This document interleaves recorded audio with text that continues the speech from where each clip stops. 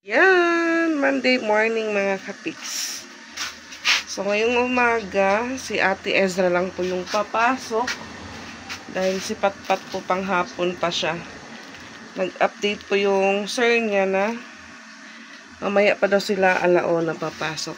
So ngayon po, magluluto naman pa ko ng mauulam ni Ate Ezra. Ayan, cook ham. Frozen pa po siya kaya binabad ko po muna sa binabad ko po sa tubig. Then may kan naman po natira kagabi, may bahaw mga kapiks. Ayan. So dyan ko po sinabi yung mantika para hindi butasan ng daga. So ngayon pa ako ng kawali mag-iinit.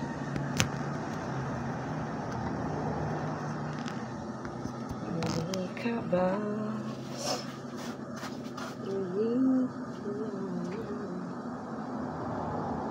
Alam niyo po, hindi pa po talaga ako bumili ng ng bagong gas. Madami pa po yung gas namin, nakakapaglaga at pa po ako. Prito. Ito lang. Ano pa ito dati? Ay.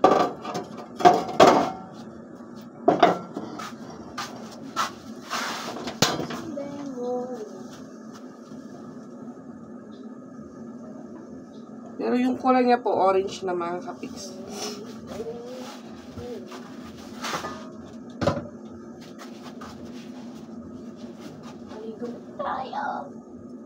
Naligo na si Ezra May.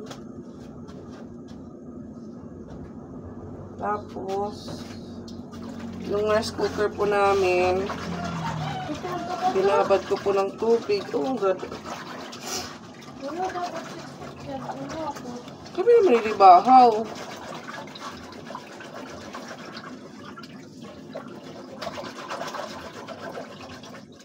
Ang po kasi, pag inigising, hindi agad tumatayo. Kaya medyo nalilate si Ate Ezra.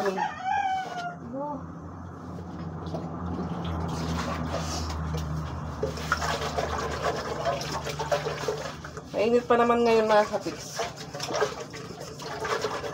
Umaga po, pinagpawisan agad ako nung buksan ko po yung tindahan.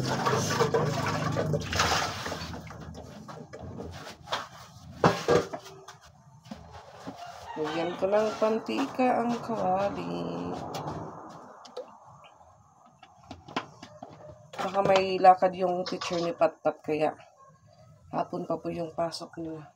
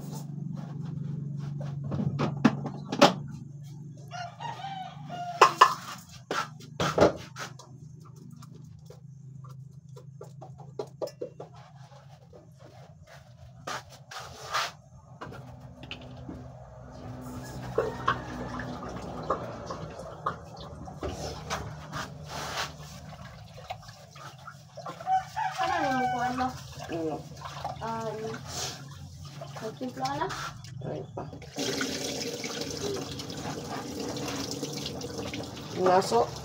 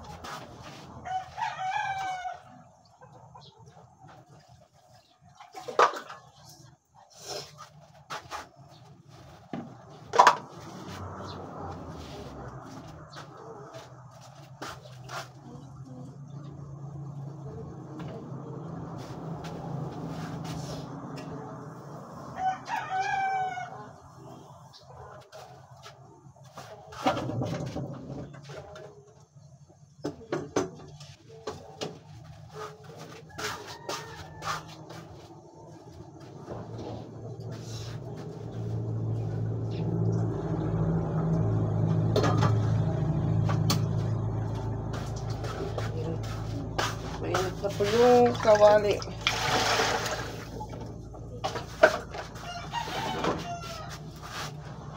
God.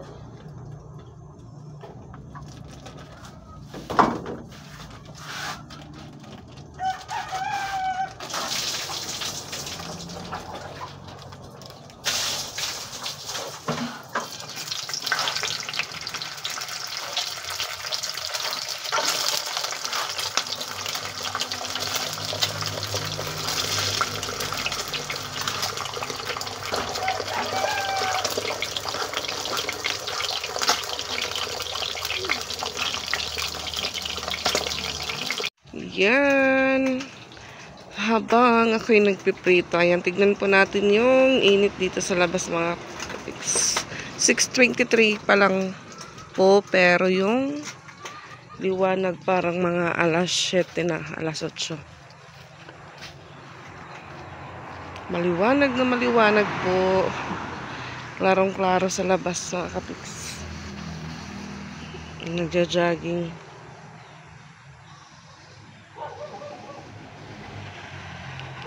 So, ginigising ko po si Patpat. Ayaw pa rin tumayo. So, dito may saging naman si Tito. Ayan. Bagong harvest niya siguro mga kapiks.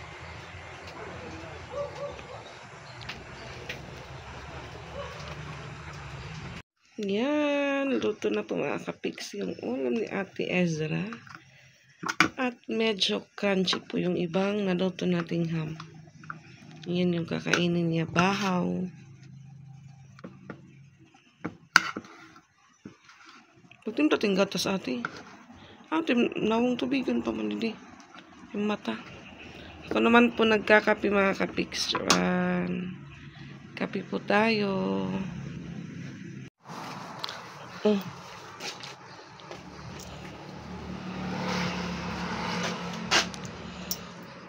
Doy matinjil ba na uman na kon karigo? Ha? Mga pusa naghihintay ng ano pagkain. So, dahil walang kasabay si Ate Ezra, samahan po natin siya sa labas. Naiglock ko lang nga di ate. Ang init mga kapiks.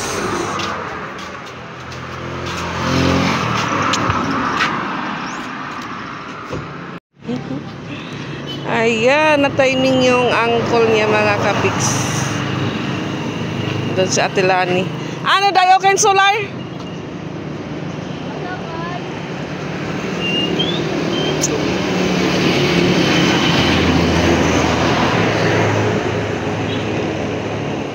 Kapot. So, yan. Nandun na po si Ezra. Nakasakay sa angkol niya. Yan si Patpat. Ganda po ng tulog. Humiwalay na po yung isang phone mga kapiks. Agoy-agoy.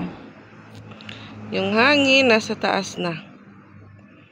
8:43 na mga kapiks. So, ginising ko si Patpat dahil may pupuntahan muna ako. Ayan, sobrang init. Di pa ako nagdala ng payong. Tanong siya anong oras na. Sabi ko, alas 9 na. Tumayo ka na dyan. Ayan, yung hardware po dito. Umalis na po sila mga kapiks. Maganda pa po yung car wash na inayos ni Pix. Dito tayo. Ito po yung sinasabi kong magandang tindahan.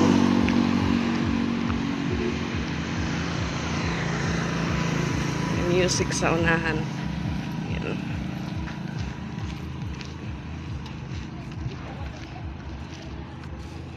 So yan, tapos na po ako doon sa pinuntahan ko. Tinanggal ko po yung tali ko mga kapis kasi ang init. Ang init, ang init.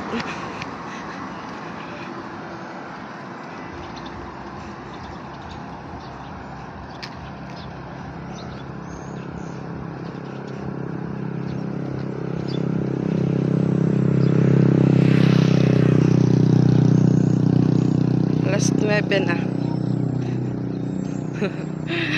So si Angel hindi pumasok. Parang narinig ko po may pupuntahan silang fiesta ng papa niya. Kaya si Ate Ezra kanina wala pong kasabay pumasok.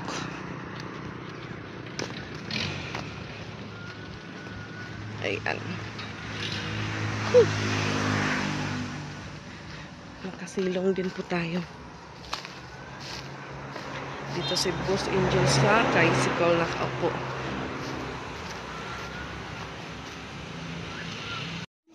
Gising na po yung isa mga kapiks. So ako naman po wawalis po ako sa likod ng bahay namin dahil madami naman po yung maliliit na dahon galing sa puno. Yan, nakatali ulit yung buhok ko. Hiram pa ko ng walis kina Tito Bitoy.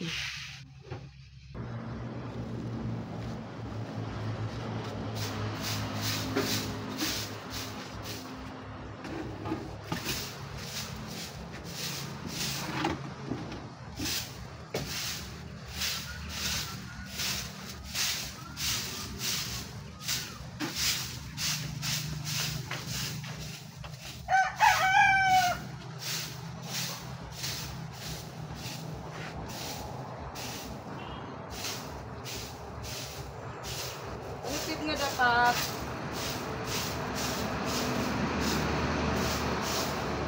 Di pa mapasok pag alam ko magkakaligo.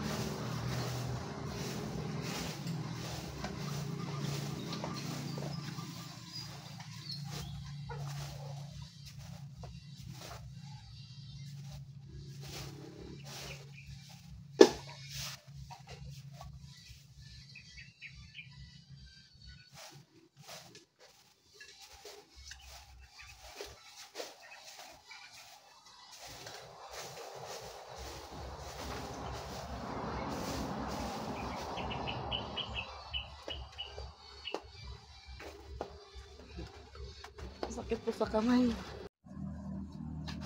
Si Patpat po, ayan, tapos pa akong magwalis sa likod.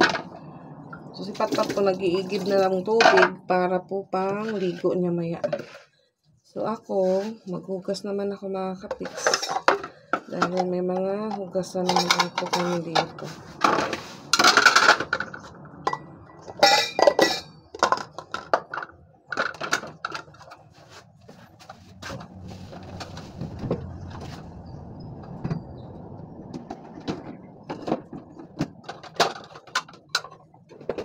ko sa kanya, habang hindi pa po mainit, mainit na mainit, mag-igib na siya ng ililigo.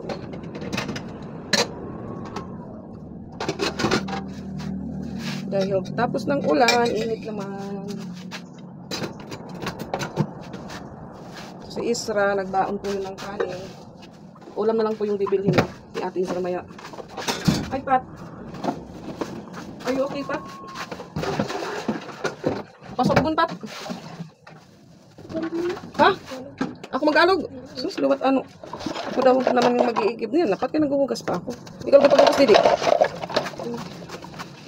Ano yung musura? Ham? Magluto na lang ko niyan pag ito. Sige na, kabis ka. Ano? Mapasagat ka noon. Bakit ito nga tinuon? Bahaw ito usan. Gusto niya daw yung mainit na kanin. Sabi ko, mainit naman yung... Agi, ayun na paggatog. Naggatog ka pala kagabi eh.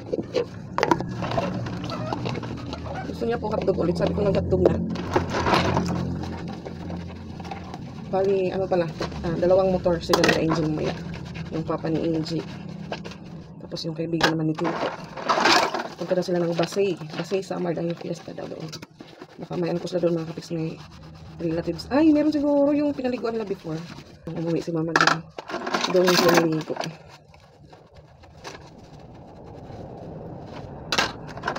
Hindi kaming nakasama. Kaya, ayun pala ko na remember na may relatives pala sila sa Summer.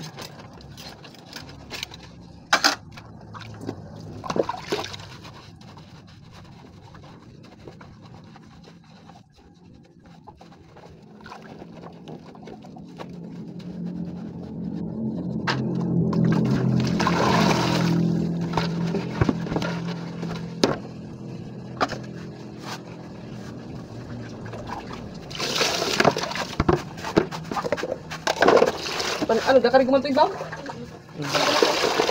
Ano? Gano ka? Galabar? Ikaw ka, huwag kayo mapasok. Kala ko kumakapat lang siya. Sabi ko maligo pa dahil hindi.